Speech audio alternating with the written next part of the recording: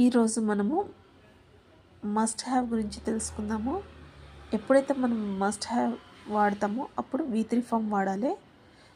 ఇక్కడ ఏంటంటే subject plus must have plus V3 and other words.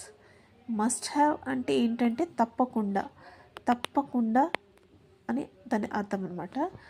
So దీంట్లో కొన్ని సెంటెన్స్ ఎట్లా రాస్తామో చూడండి.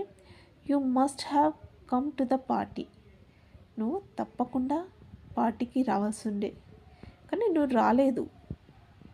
దీని అర్థం ఏంటంటే నువ్వు రాలేదు కానీ నువ్వు వచ్చుంటే బాగుండే. You must have come to the party. And second thing is he must have call to me. He must have call to me. He must have call to me అంటే తను నాకు కాల్ చేయాల్సి ఉండేది. Third, she must have learn spoken English. తనకి ఇప్పుడు మాట్లాడడం ఇబ్బంది అవుతున్నట్టుంది. So she must have learn spoken English. తను నేర్చుకోవాల్సి ఉండాల్సింది అనమాట. Next, she must have learn grammar. She must have learn grammar.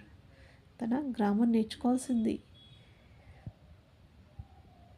Next, Deepa must have gone to abroad for higher studies.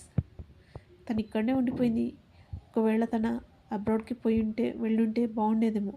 She must have gone to abroad for higher studies. You must have purchased washing machine. You must have purchased washing machine. చేతితో బట్టలు ఉతుకోవడం ఇబ్బంది అవుతున్నట్టుంది. అందుకనే you must have purchased washing machine. So ఇలాగ మనం సెంటెన్స్ని use చేస్తాము మస్ట్ హ్యావ్ వాడి.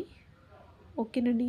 If you like this video please like, share and subscribe my channel.